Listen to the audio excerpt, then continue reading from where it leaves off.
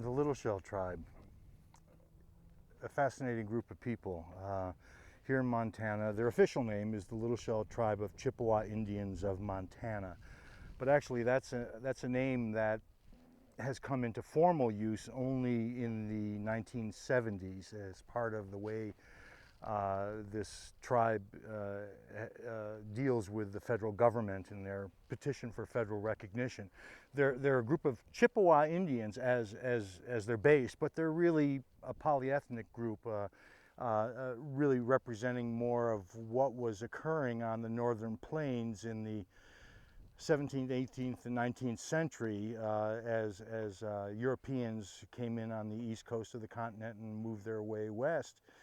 Indians relocated, dislocated, intermarried, allied, confederated, and became new peoples. And so this group, the Little Shell Tribe of Chippewa Indians, really is more complex than their name suggests. In the upper Missouri country, that Montana, on this side of the divide, the eastern slope that we're on right here, really the first time the federal government negotiated with the peoples who were already living here was in 1855 as part of the Isaac I. Stephenson treaties to come to terms with who was where, so that the United States could assure safe passage for the northern route of the railroad coming through all the way from Chicago to Minneapolis to Puget Sound, Seattle. There was a treaty in 1855, but that treaty was not really about land, although the government has afterwards used that information they gathered to say who was where. The people who are the ancestral people of today's Little Shell tribe were party to that gathering. And rather than a negotiation, it really wasn't a negotiation for treaty rights. It was more the native peoples telling the federal government, we're here, they're over there, and this is disputed land. And so that the government got a sense, this is where the Blackfeet are, this is where the Crow are, this is where the Assiniboine are, the Flathead are over on the other side of the divide, the Shoshone are down south. And so, and people got a chance to say, this is our territory. And their head chief, a man by the name of Broken Arm, signed it as a quote-unquote witness, but they weren't part in the eyes of the federal government, at least in subsequent years in interpreting what this treaty was about. They were not party to the treaty. And that's because the treaty was really about all the lands south of the Missouri River. And most of the Cree, Chippewa, Assiniboine, Métis, or mixed blood peoples, mixed heritage, mixed descent peoples, were north of the Missouri River at that point. And what was supposed to occur was another treaty was supposed to take place that the Cree would be treated in. All the lands north of the Missouri River up to the Canadian border, the 49th parallel, that those lands would be considered along with the Blackfeet, and then that would be assessed. The problem was the Civil War occurred before that treaty could take place. And then after the Civil War, the United States basically had it with Indians. So they didn't bother with any more treaties. So the Cree, Assiniboine, Chippewa, Métis Confederacy, sometimes called the Neheyupuat, which is the native term for Cree Assiniboine, that alliance of Aboriginal peoples were never dealt with. And it just sort of was just left ignored. And then the United States went right into defining the border. And so by 1872 to 1874 was when these boundary commissions went along the 49th parallel, actually putting the boundary markers on there. And how a nation defines itself, it has to control its borders. And so the people who were living in that country were these ancestral Little Shell people, this polyethnic group of people. And so all the people who were living there, and this group of people, because they weren't treated with, say at the 1855 treaty, the Blackfeet were on the reservation, the Assiniboine were on the reservation, the Crow were on the reservation, the Flatheads were on the reservation, the Shoshone were down in Wyoming on a reservation, the Nez Perce were on the reservation, everybody else is on a reservation, but this Cree, Chippewa, Métis, polyethnic group of people, they weren't on a reservation, there was no treaty, so they had to be ethnically cleansed from the territory. And that's basically from the early 1870s. There were a couple of examples in 1868 after the Civil War, but really it started in earnest in the early 1870s. All the way to 1896, there was an ongoing campaign of ethnic cleansing of this group of people from the border region. This modern group of people, they had towns. There were fully developed towns with blacksmith shops and schools and churches and framed buildings and log buildings, and still people lived in their skin lodges or their canvas tents, and there was a mixture between the town people and the buffalo hunting people, and they would maintain their wintering grounds. But what I mean to say is there was a fully developed society here, a modern Aboriginal society, and troops would come in, and they built Fort Assiniboine up on the High Line next to, now we call Havre, Montana. And this Indian fort was built specifically to clear Indians from the border. Here in Montana, most Montanans are really unaware that there was this active campaign by the U.S. military, supported by the political establishment, to ride in and literally burn these villages to the ground, burn all of their possessions, and with troops drive them over the border, or drive them in dispersal so that they were not a cohesive community.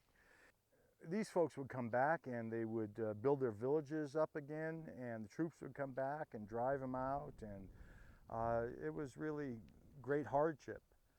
And after the buffalo went away, then what? Where did the people have to go? And they weren't able to sustain themselves in their own communities, so they moved to wherever there was resources for them, and that means either trying to get work on the new cattle ranches that were developing at that point, and some did that, and so many along the High Line of Montana, all the way to the North Dakota border from here, many of the small towns have enclave populations of little-shelled people to this day, who got work on local ranches or agricultural work and such. But there were a lot of folks who weren't able to find that kind of work. There were only so many of those kinds of jobs, and they were still living in a band environment, an Aboriginal band society, and the cohesiveness of those family relationships, they knew nothing else. But they had to disperse because large populations couldn't live together. There just weren't the resources for that. So family bands would go off to places like Helena, right here, right down over here, or in Butte, or Missoula, or Billings, or Great Falls. And they would live on the outskirts of these newly forming Anglo-American communities.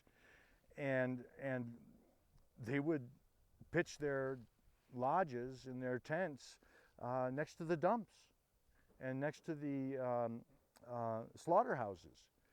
And that's the resources that they had. These new communities, all of a sudden they started realizing, who are these vagabond, lice-ridden, poverty-stricken Indians doing on the edges of our town? Aren't Indians supposed to be on reservation? Wasn't the land cleared? You know, what's the problem here? Who are these people? And they're wandering around. Well, in 1896, little do most Americans know. On the other hand, most Americans do know about the Chinese Exclusion Act.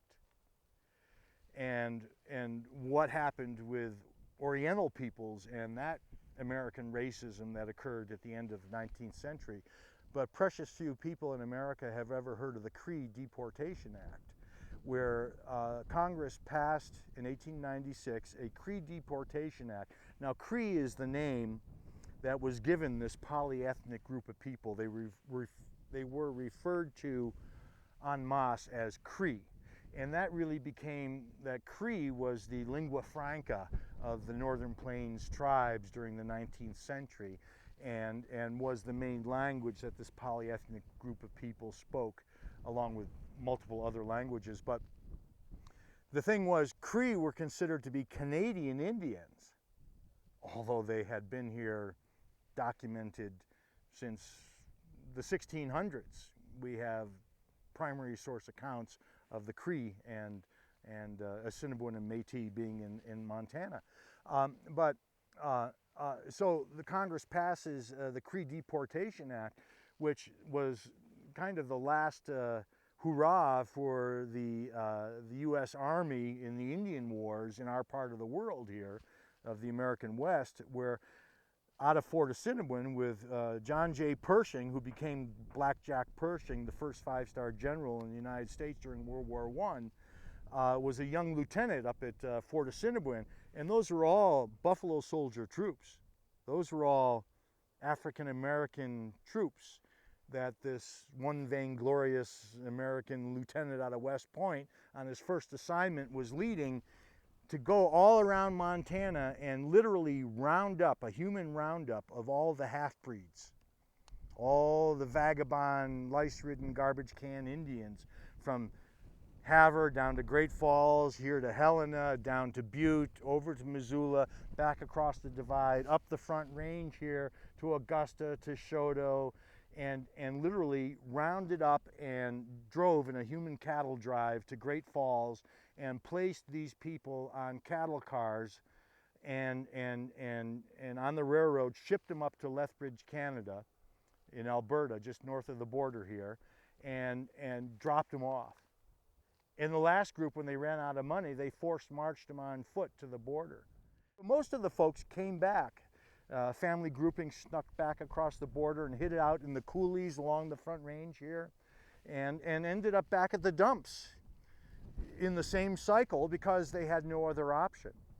And so that went on, and that went on until 1916. That outrage of that white outrage about Indians not being on reservations continued, and but the fear of Indians was gone by 1914, 15, 16. Wounded Knee had happened, and all of a sudden we're in the progressive era in American history, and all of a sudden there's a new compassion for the unfortunate. And Indians aren't the threat that they were in the 19th century, even in 1896 with the Cree Deportation Act. So all of a sudden there's a different take on how to deal with these unwanted, leftover, displaced peoples living on the margins of these white communities. And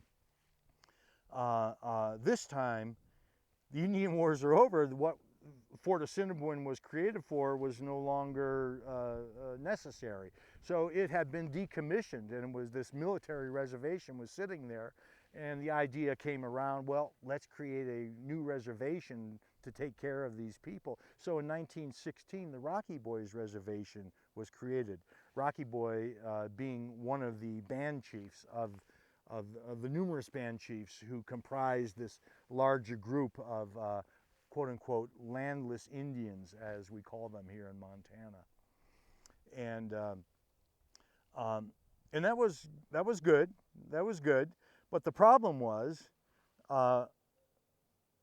there weren't enough resources to take care of all of the landless Indians, all of the displaced peoples unaccounted for through treaties in the 19th century.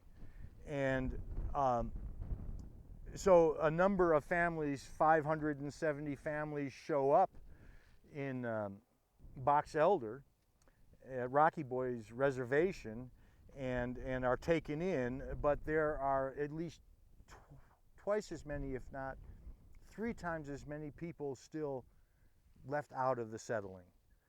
And those people left out of the settling in 1916 are who we today call the Little Shell Tribe of Chippewa Indians of Montana. And so what we have today with the Little Shell Tribe is a group of people that are directly related to the integrated history of the Northern Plains, but through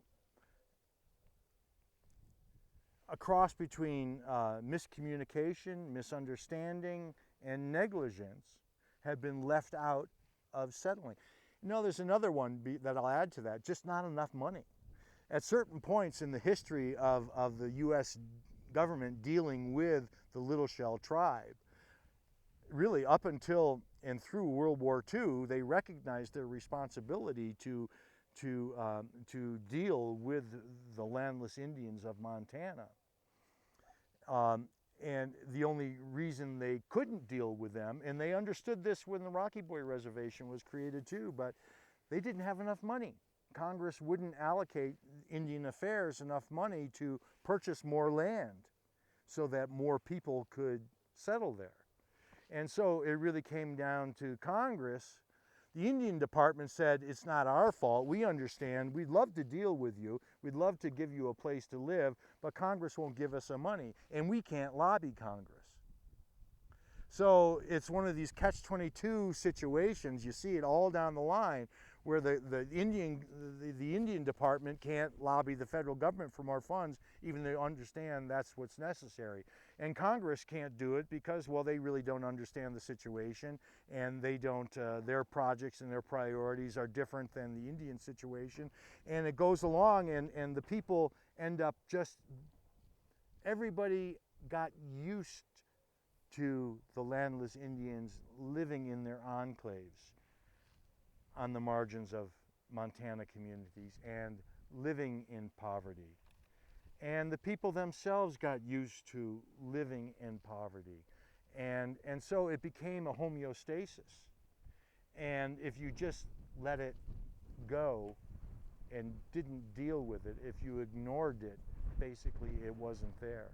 And that's been the circumstance with the Little Shell ancestral people and the current situation. What we never talk about in this country, the foundational issue in the creation of the American nation, is the dispossession of Aboriginal peoples of the land and the genocide that occurred in that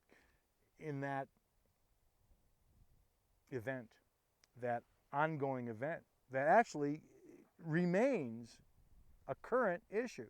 The Little Shell people is one of those stories because it happened right on our border. And it shows the ethnic cleansing that went in. It shows how we deal with nationalism. It shows how we deal with racism, because this is a quote-unquote half-breed group of people. And throughout the primary sources, many, many times along the way, these are not Indians. These are the children of squaw men. And that was a way that the government didn't have to deal with the problem because they weren't Indian. So this is one of those stories, and by reading the book, you see, if you wait, it is a complex story, but by moving through it, you dive in, and if you can stay with it and come to the end, you come out the other side, you come out, the complexities, there is a path through the complexity that makes sense, and you come to know that America is, in all of its beauty, its flaws, and that there are still places where we need to refine our society and our national identity.